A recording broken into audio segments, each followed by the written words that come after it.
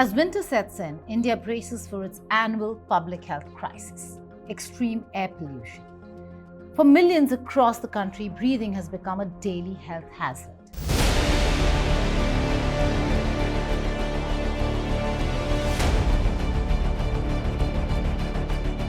Almost everyone on the planet inhales air that surpasses the World Health Organization's safety limits. But Delhi, the capital city of India, is another case altogether.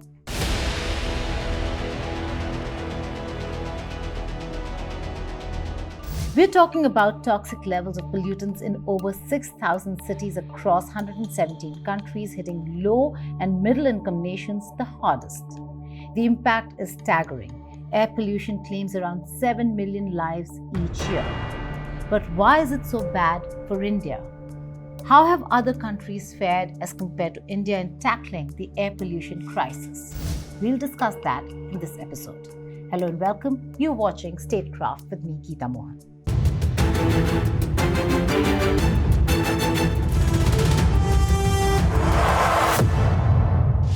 When we think of air pollution in India, Delhi's smog-covered skyline might come to mind first.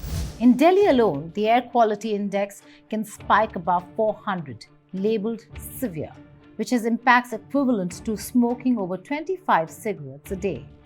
Yet it's not only Delhi.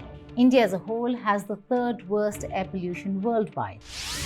So what's behind this toxic air? The primary cause being stubble burning coupled by a mix of industrial emissions, vehicular pollution, and dust. Winter season's colder air traps these pollutants, making things even worse. Every year, the smoke from crop burning in neighboring states adds to the suffocating smog over northern India, while industrial waste, vehicle exhaust, and dust take a toll throughout the country.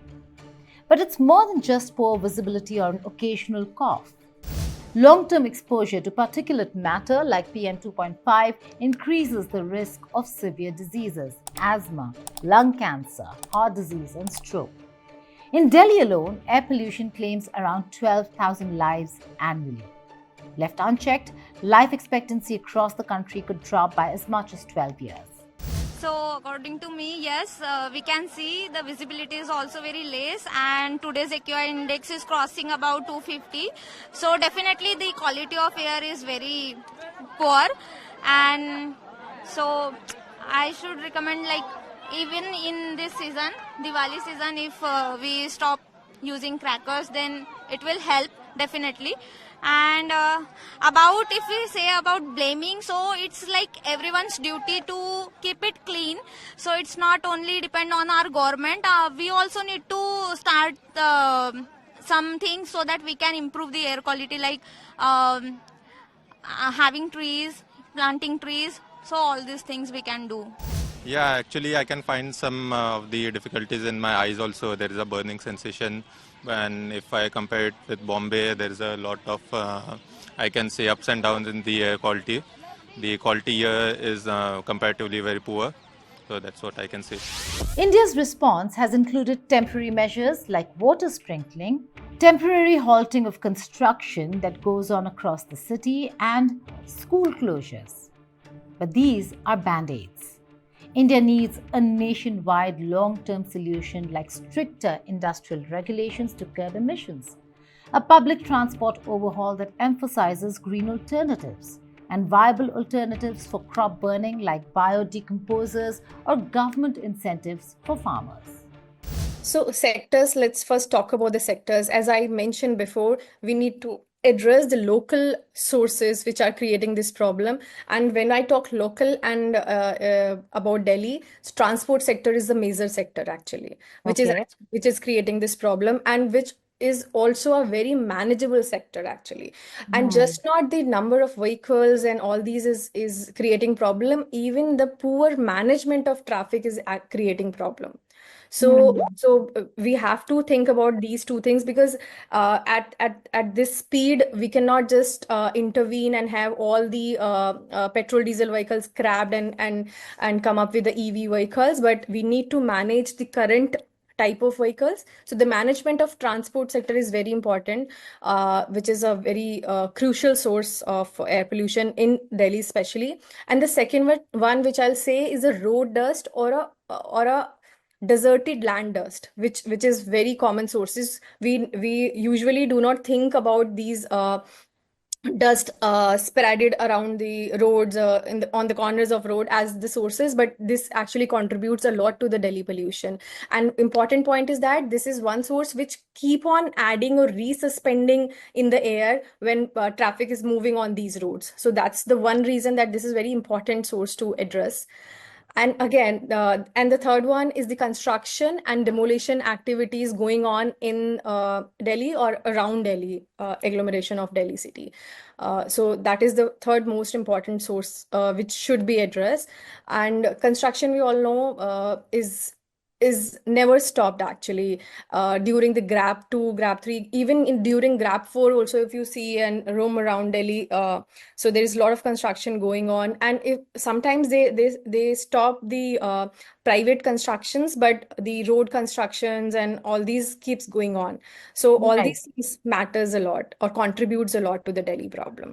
But it's not just the Indian capital which has become a gas chamber. Pakistan's Punjab province, which borders India, faces its own toxic air crisis, prompting school closures, an early end to shop hours, and even a ban on outdoor activities this month. Many cities worldwide are waging successful battles against air pollution. In Bogotá, the electrification of the public bus network and an ambitious bike sharing program have reduced air pollution by 10%. While in Beijing, after a huge war on pollution campaign, the city now enjoys over 100 more days of clear skies each year than a decade ago. In Poland, which is home to 36 of European Union's 50 most polluted cities, with air pollution responsible for 47,500 premature deaths every year, it is now fighting back with new air sensors, coal phase-outs, and emission zones that are now showing promise. And finally, Accra, which was the first African city to join the Breathe Life campaign, a global campaign that mobilizes cities and individuals to take action on air pollution. The city has started a campaign to educate people about the health dangers of indoor coke stoves and to discourage locals from burning their waste. So Beijing example is that they have completely shut down their industries from the city, just not from the city, but also from the outside or agglomeration of the city. They've completely shut down their constructions within the city or any kind of demolition. And if at all they're doing in the city, so they're following proper clear mandate how to do it and all that. So they're putting all the green layer at the construction site. They completely close the construction site. They do use sprinkler at the construction site.